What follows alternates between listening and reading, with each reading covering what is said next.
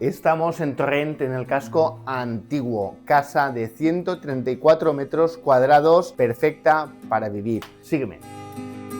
Con este salón en planta baja tenemos acceso tanto a un aseo con ducha, como al pasillo que nos lleva hasta la cocina y la terraza.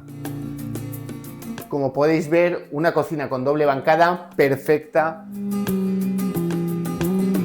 y con acceso y ventanas al patio interior. Aquí una de las grandes sorpresas, un patio para que puedas tanto tender la ropa como hacer aquello que tú consideres.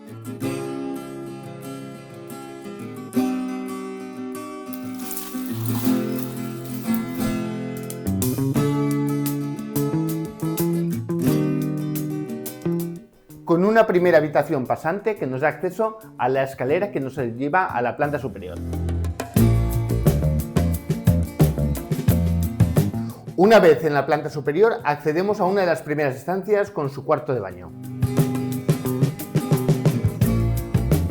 Cuarto de baño con bañera que nos da acceso al patio interior. Pero vayamos al resto de habitaciones. La primera y más grande que nos da también al otro lado del patio interior, con acceso, por supuesto, a la terraza superior. Pero eso lo veremos luego. Vamos al resto de habitaciones. Una primera estancia con acceso a la calle. Y la última que nos queda en la planta primera. Pero vamos a la terraza superior. En esta primera que nos da acceso a la habitación de matrimonio y después toda la parte superior.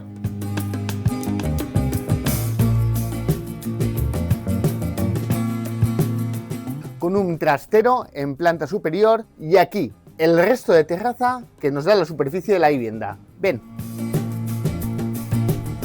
Nos encontramos en una vivienda en Torrent, en el casco antiguo, de unos 132 metros cuadrados, donde además tenemos 4 habitaciones más otra pasante que nos accede a la planta superior, 2 baños, uno de ellos en suite. Si tienes alguna duda, no dejes de consultar con tu experto inmobiliario.